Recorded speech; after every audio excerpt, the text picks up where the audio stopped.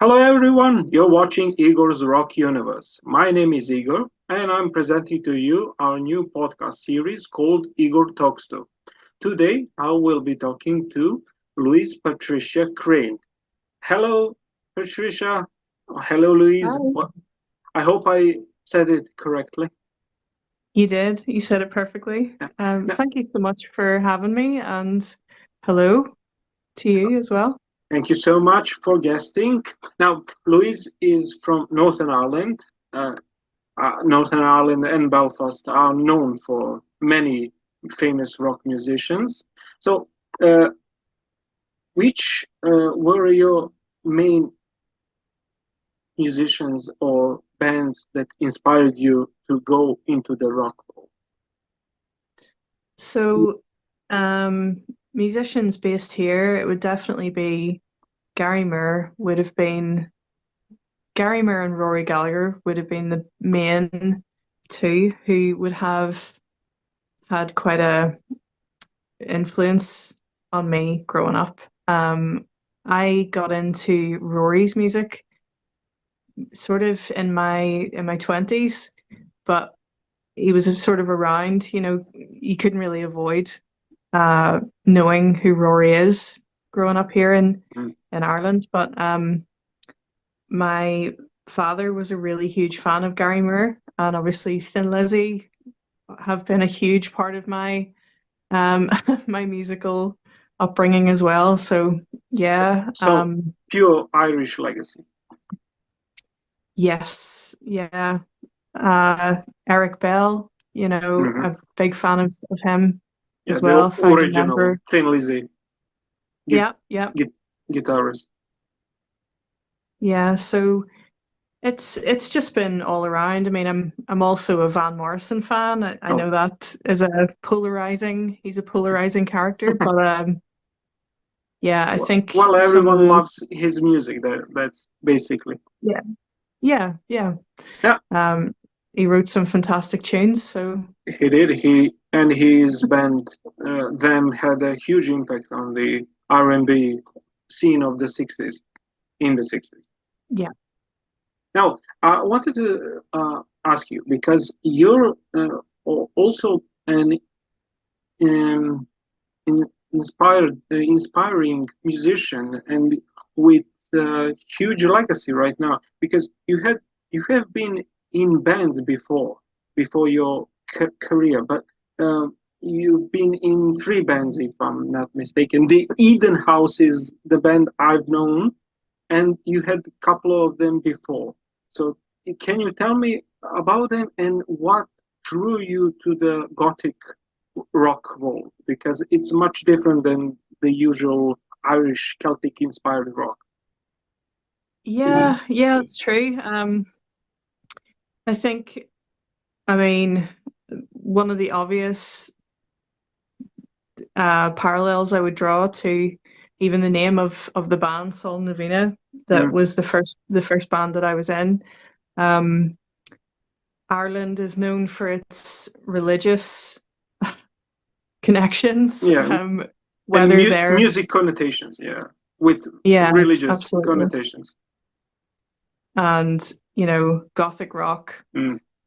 It has that iconography. There's all of that.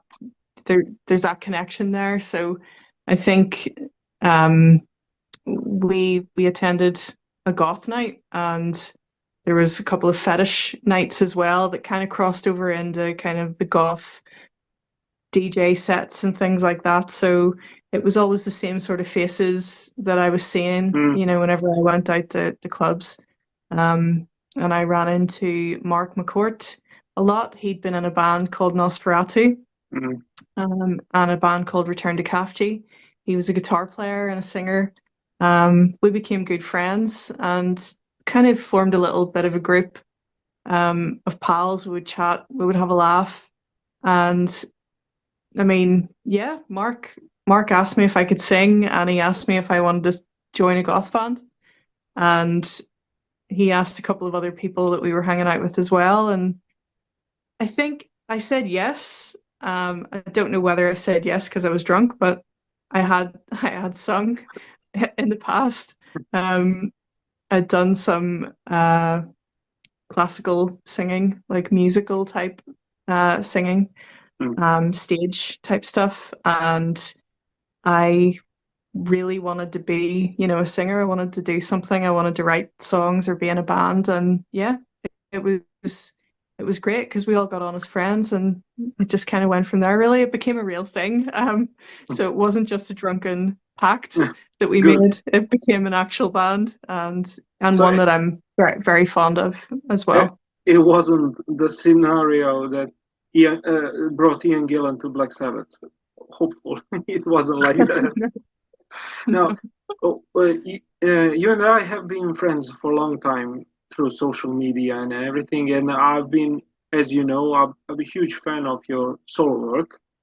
Now Oh, you've started your the debut album came in the year of the pandemic, which was really unfortunate.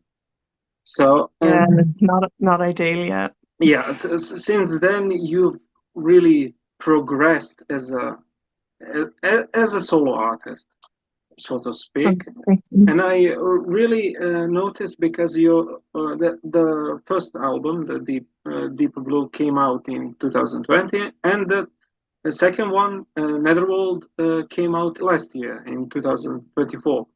And I really noticed a drastic change, especially in your vocal range uh, Mm, on the second album. You've the voice very matured and the music shifted a little bit. The first one was a little bit more gothic style, where the second mhm. album, well, by my opinion, was more into the Celtic folk rock stuff, and the whole vision was a bit more um, mystical and magical, and with dark satanic mills and all those uh, all those ideas and so is it true or is it just my impression? I think you've hit the nail on the head. Yeah, I think that's very, very astute of you. I think that's correct to read both the records in that way. My intention was really, I was in one period of my life Mm, when I did Deep Blue. Netherworld was a different period of my life, a completely different um, time, set of experiences. Both albums are quite indicative of where I was at the time. And of course, I have a really broad, as you and I are friends, Igor. mm, So just for the sake of expressing this on your podcast, I have a very broad taste in music. I'm a record collector. I like lots of different genres, and I don't really like to restrict myself to genre, but um, I don't really like the idea of making the same album twice. yeah, And I think I that understand.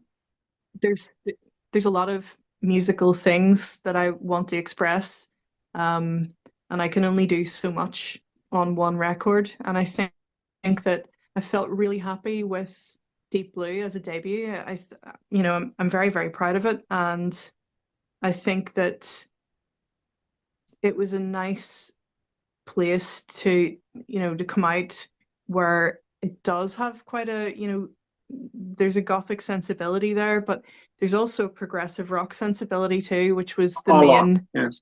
expression that I wanted to bring to the fore that was different from the bands that I'd been in before.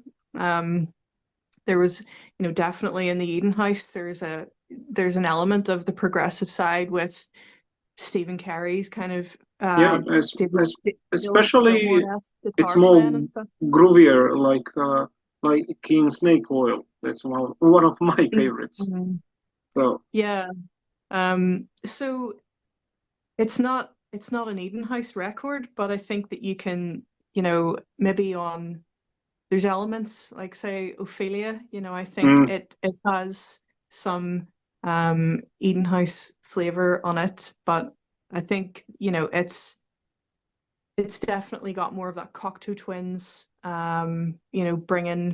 bringing some of the kind of goth prog post-punk sounds in there.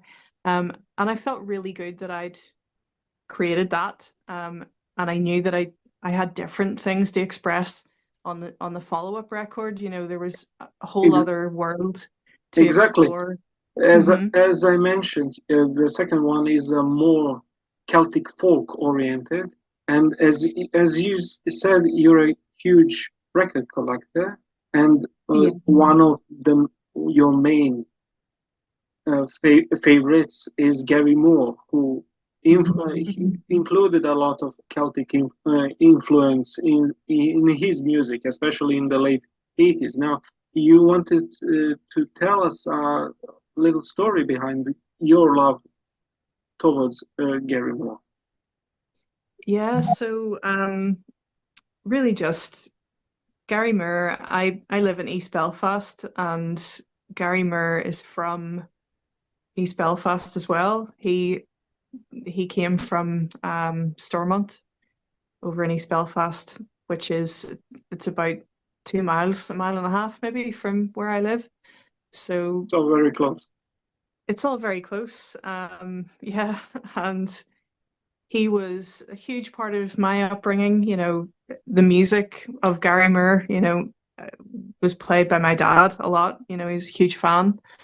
And then, I'm a fan of Skid Row as well. Mm. And um, Thin Lizzy, all eras of Lizzy as well.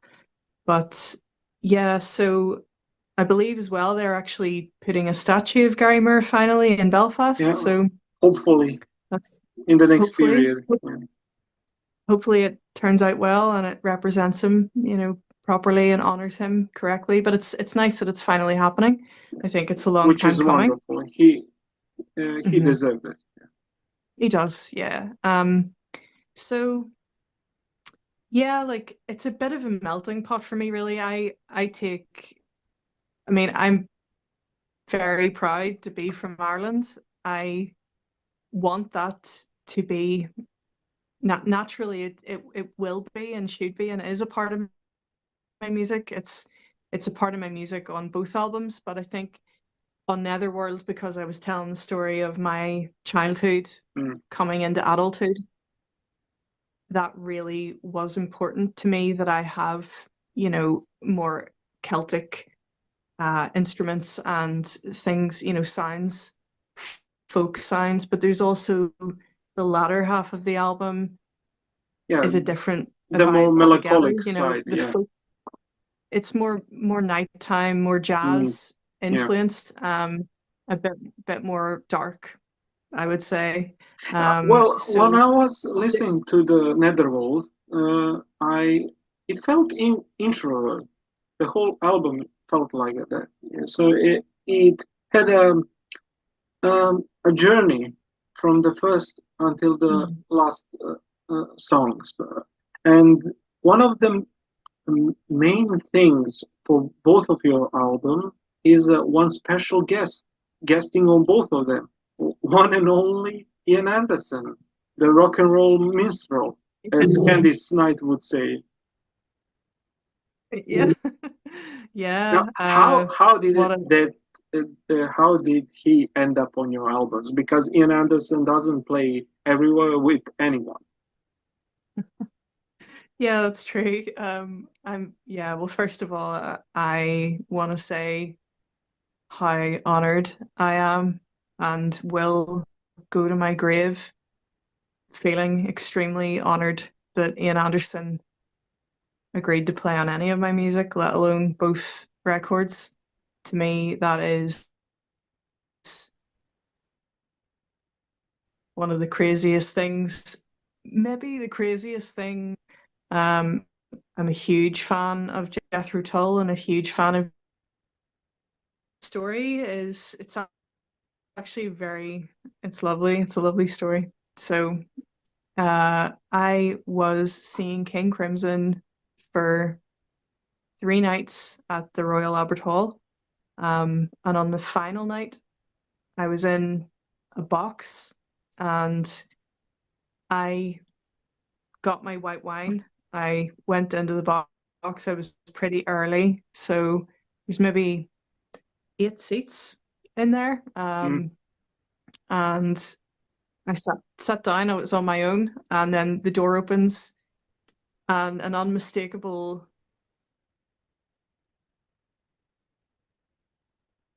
face in his hand, and he sat down, and honestly, he was just the most charming man I've ever met in my life. He was incredibly curious, incredibly interesting, Mm. and was asking me about myself, wanted to know what I do, wanted to know about my music. What an art. Um, yeah, absolutely. It was crazy. I was quite starstruck, I would say. Uh, I couldn't And imagine. Although I did met him once after the show, so yeah, I was. It was a similar experience. Although you're a professional musician, I was only a fan. I had that honor of meeting a true gentleman, a true rock and roll royalty, or prog rock absolutely. loyalty. Yeah. Yeah, a lovely, lovely man. And that night just got crazier and crazier, really, because the next person who walked in was Bill Bruford with his wife. So And full on Ian and I, prog legends. crazy, absolute prog legends, and like me, just this wee wretched creature, absolutely starstruck, like absolutely blown away. I So couldn't imagine. Ian, Ian and I have become best mates. We're chatting away. We're having a great time. Bill Bruford walks in, and Ian whispers to me, "Is that Bill Bruford?" Like, and I said, "Yeah." And he went, "How sure are you?" And I said, "Like 100% sure." And then when he got the green light, Mm. he tapped Bill Bruford on the shoulder, and he brought up a gig that they played together in 1972 or something. And he was like, "Oh, remember me when I was playing with Jethro Tull and you?" And I was just, "Oh my God, this is crazy." So we had the most amazing sing along when King Crimson came on and Mm. they were doing their set. Of course, I'm watching Bill Bruford react to the modern lineup of the band and turning around and talking to me and asking my thoughts on this and that. Honestly, it was, Fabulous. yeah, Fabulous. like a Now, dream come true. you So match the you mentioned King Crimson. Now, another another legend from the band, Jako Jakzik, uh, yeah, also played on your albums as well. yes, yes, he did. So Jacko played on he played the first song that he made a contribution to was Deity Mm. on the first record. Um, Jacko and I met each other and exchanged some demos, demos that would eventually be on his Secrets and Lies album, Hmm. year or two later. And I sent him some demos of my record, which would eventually be Deep Blue. Mm. And he loved Daddy so much that he wanted to do something on the song. He wanted to either do backing vocals or, play Fantastic. guitar. So yeah, and You, I you was really very happy. I was influenced happy him. for him to sing on it. Yeah. Yeah, you really influenced him because you appear on the artwork on his latest album as well. Yeah, yeah, yeah. I'm on the cover. And I also took all the photography for that record as well. Fantastic. Now that's the second part of the Louis the artist. You're a true artist. You paint. You create amazing paintings, which you sell through your social media or website. I can't remember right now. And these are amazing. Some of them are truly work of art. like you're influenced by Japan and the Oriental uh, paintings and Oriental artists, and uh, how did you become an artist as well? Well, painter. Um, I I had a really great art teacher Mm, who inspired me to believe in myself when it came to painting because it was not something that I'm talking about my teenage years here when I was sort of 15, 16. Um, I didn't really, hadn't used that medium before, and I didn't really believe in myself very much. But he was an amazing influence on me and very encouraging, gave me a lot of amazing feedback. And it's remarkable, what someone's encouragement can do whenever you're insecure about your abilities or whatever, So I'm actually still friends with my art teacher to this day. that's fantastic. Um, yeah, so he's a fantastic artist in his own right as well now. But um, so yeah, I continued with painting and I found a real kinship with watercolor and mixed media. Mm, So just just chucking everything at fantastic. the paper or the canvas. So yeah. Now we have an exclusive news from you as well about the third album. Can Yeah. you tell us anything about it? For example, are you doing the artwork for it? Painting the Um artwork, for example, or is Ian Anderson going to play again, or another guest, or is the album in post production? Anything, whatever you want to tell. okay, I'll tell you everything I know. I have about 8 songs so far, 8 demos, which are in various stages of production.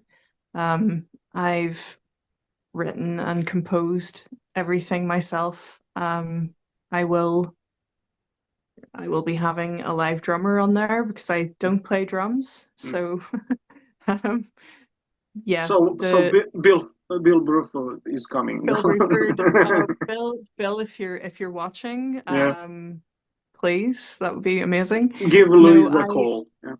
give me a call. Yeah, I I I have someone in mind who I would love to play on it. Mm, Who I would love to play the drums on it. mm, Who I'll not mention. I'm going to keep that yeah, a secret as a until surprise. Yeah. yeah. Um, but it's it's going to be a it's going to be a darker record. I think it's gonna still have some of the kind of progressive elements in there, Mm, certainly, because that will always be something that will underpin anything that I mm, do. But my idea with this record is for the third album, it'll be a retrospective on my entire career, mm, spanning, mm, the beginning, from Psalm Novena through to Raven Adore, you know, then I was obviously in the Eden House, then my solo music, so and obviously there's other aspects of my tastes and things that I haven't explored yet that I would like to explore, some of the more 60s mm. stuff, um Psychedelic like 60s stuff. like Or Scott the bluesy one. Walker, some of Mm, the kind of like um some of the bluesy stuff, mm. yeah. Some soul kind of aspects and things like that. So there will be I draw from lots of different things and you know in the end whatever comes out comes out. Yeah, of course. This Yeah, of course. No, so that's yeah, the exclusive news. So it that is, the but new album I is was in preparation. it is. It's in preparation and I've been speaking to an engineer over in the mainland, over in England, So who's it means fantastic. So you will produce it as well as the two previous ones. I will produce it, yeah. I will be the sole producer of the next record. I co-produced Netherworld as well, as you know. Yes. So the yeah, the production will be handled by me.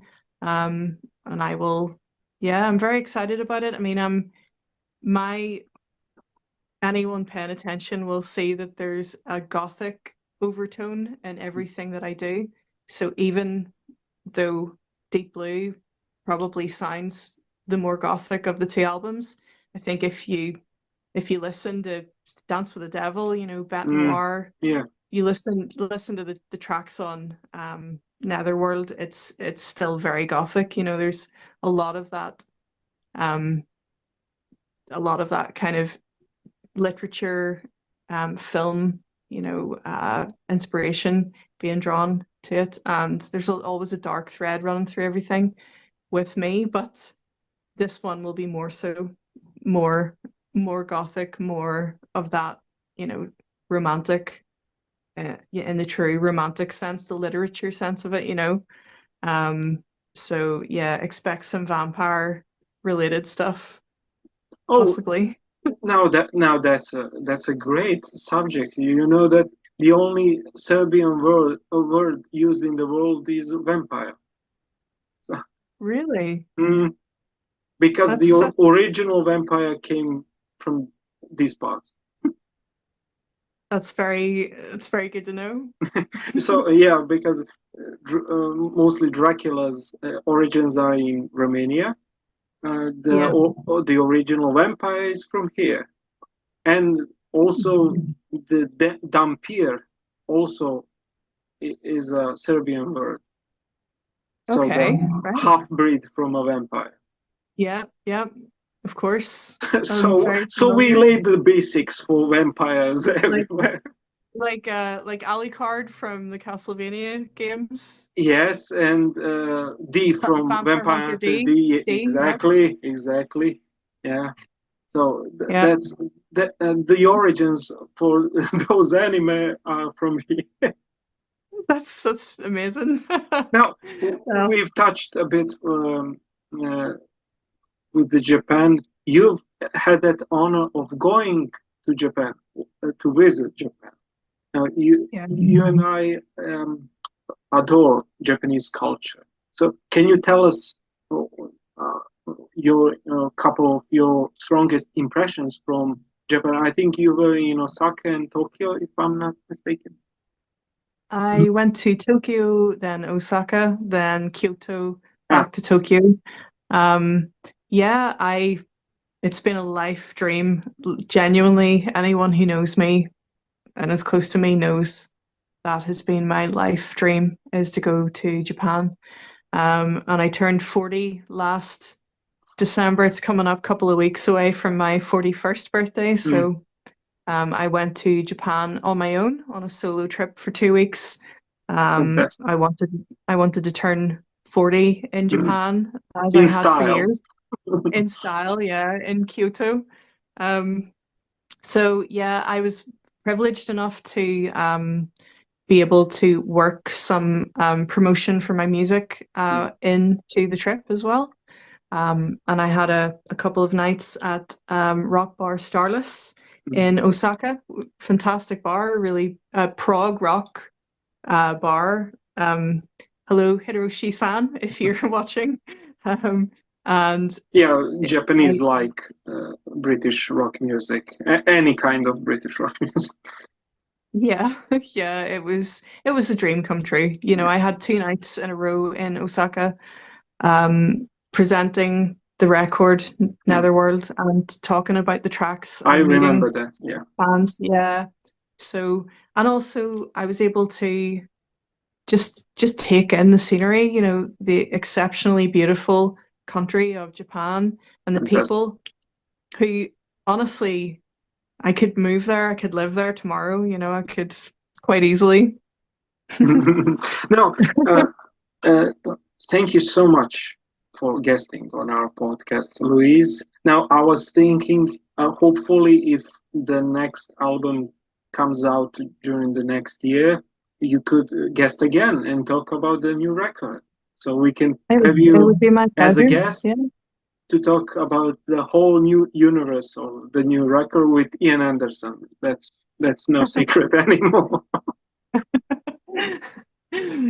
Oh, Well, it would be a pleasure, and it's lovely to chat to you.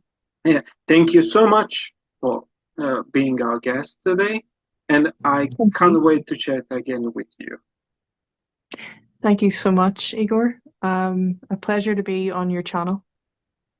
You have been watching podcast series Igor Talks To. Next month, we will have another guest, so stay tuned.